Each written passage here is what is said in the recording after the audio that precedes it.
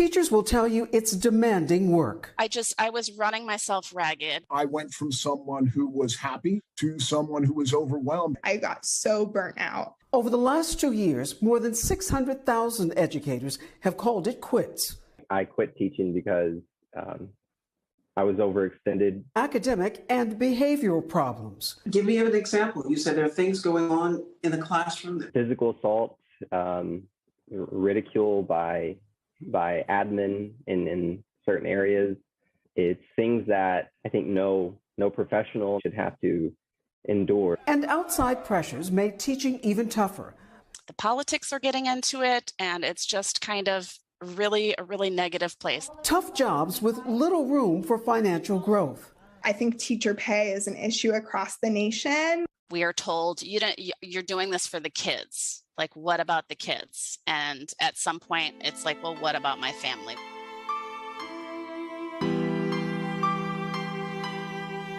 I'm going to read a blog post from the cool cat teacher herself, Miss Vicki Davis. She was kind enough to do an interview for us a while back, so I want to read this post. I feel like it's relevant to what we're talking about today. When do I quit teaching? An important question teachers must answer. By Vicki Davis from coolcatteacher.com. Each year I seek clarity for my teaching career. There are no easy answers here. Know this. The question is serious. Should I teach another year? As I ponder my own path, let me take you on a journey of thoughts. The Indonesian pop star Irma Buell died at age 29 of a cobra bite she got while performing. She performed with pythons. In April 2016, the conference organizers provided a cobra. She thought it was defanged. It wasn't. After a full performance with it draped around her neck, she put it back in the bag. As she performed, it slipped out of the bag. She stepped on its tail. It bit her. Not thinking she was in any danger, she kept performing. 45 minutes after she received the bite, she stepped off stage and died. I'm not sure why the snake handlers who knew the slithering performer was full of venom and fangs didn't stop the show. Surely they knew what was happening. As teachers, we deal with difficult people. Sometimes we even deal with people dangerous to our health.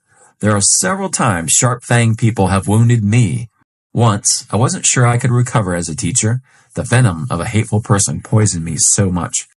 Thankfully, my family recognized the signs of my injury. They helped me heal and prepare to teach again. Sometimes teachers are too wounded to perform. We help so many, but sometimes we're the one who needs the help. Those who love us or work with us should help us get help before we kill our career, or even worse, do permanent harm to our bodies or those precious children we teach. If you know someone who's been wounded by a situation, seriously consider what you can do to help. Don't ignore it. Time definitely does not heal all wounds. Injured in the game.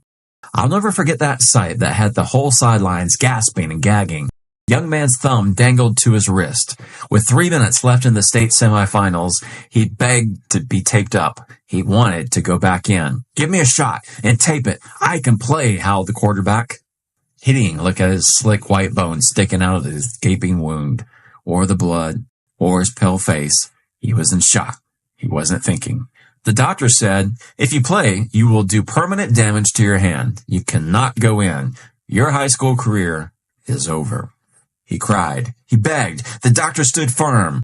With these injuries, he could not play.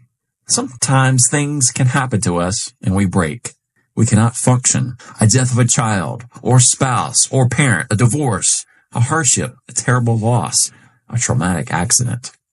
Like the broken hand, things can damage us and our ability to teach. We can become unable to do the job for now or indefinitely. As a teacher, we have to be sound in mind and able to hold our patients. We have to have healthy minds because our minds are attached to our hands. If we're angry at the world, we cannot let ourselves inject our anger at our circumstances into an innocent child's world. It's not the child's fault. We all need colleagues we trust. We need truth tellers. When we're injured by life, someone who loves us should tell us we are not at our best right now. Places that understand the value of a sabbatical bless our profession so much. Sometimes teachers have burnout. Sometimes a sabbatical can salvage a career. Burnout or breakdown happens to many teachers who have a long and storied history of greatness. Sometimes principals and administrators have to play the role of the doctor in this example. If you can offer a sabbatical, consider it. A great teacher is hard to find. If you can help a teacher refine their own greatness, you're doing the person and your school a big favor. Sometimes great teachers don't need to get out. They just need a break so they can rejoin the ranks. He retired too late. The glory days were glorious, but they were a decade ago. People shake their heads. He used to be great. He isn't anymore. I pray that I retire from working with kids when I can no longer give them my patience, love, and belief. Children are children. They are difficult, hard to handle. They need patience. Sometimes I'm so tired I put my head down on my desk after the students leave. The things that make me examine my thinking and work as a teacher. The moment I'm starting every class period at the end of my rope, I need help. When I can't reach up and touch bottom, I need help.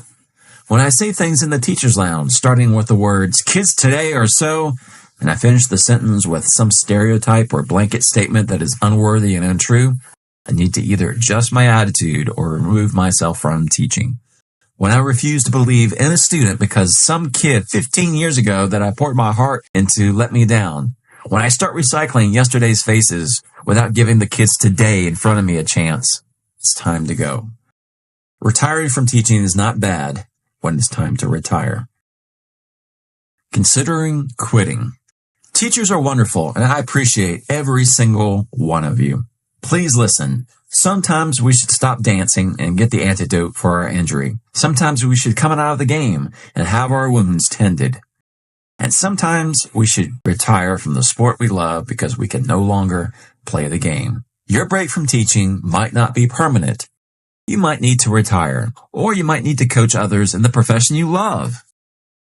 4 things to remember as we consider whether we should teach. Number 1, we all get broken sometimes. We all have hard things happen that make us unable to dance. While I need a job, a suffering child is too high a price to pay for me to draw a salary. Number 2, some teachers have had a great run. Time has run out because they no longer love the kids. The kindness is gone. The spark of genius and love that ignited their greatness is extinguished. A different phase of life beckons, or they are broken and need healing. Number 3, seasons are a part of life. You can't stop them. We must learn to enjoy each of the seasons for their beauty. The tragedy of life is that we can make more money, but we can never make more time. And number 4, there are no easy answers. No formula exists saying this plus that equals retire, or that plus this equals a return to teaching. I can tell you this, teaching is a serious business. Lives are at stake, futures, generations. I know you love it. I do too. But I prayed that when I either become broken or have a new calling, that I will have the guts to move on. The lies we must not tell ourselves. Some will hate these words. They think no one should ever retire. We should act like everyone stays a great teacher forever. We should pretend that some wounds aren't game ending and that snake bites never happen. And we would be lying. I love you too much to feed you lies. Lies can poison a profession. And to think that everyone is physically and emotionally capable of teaching for 50 or 60 years, that is enough of a lie to make Pinocchio's nose grow by 10 feet. Some of the worst teachers I've ever seen were once the best. Some great teachers let bitterness, anger, and dissatisfaction take root. Then, the used to be a blessing teacher becomes a curse. These formerly amazing professionals hurt kids because they didn't deal with their own hurt. Don't get out of teaching because it's hard. It will always be hard. Don't get out of teaching because you're tired. It is a tiring job for all of us. In this time and season, may you decide whether you need a sabbatical, to retire, or if you're healthy enough to keep on teaching those precious children. And finally, teacher, you are needed. Your profession needs you, teachers. It needs you to be healthy. It needs you to be of sound mind. The kids need you to love them. And when you aren't those things, it needs you to take a break so you don't take a break. Or even worse, so you don't break them. It is the nature of the human condition that things happen to us that wound us deeply. Like a car in a wreck, sometimes we need repair. Kids are too important. You are too.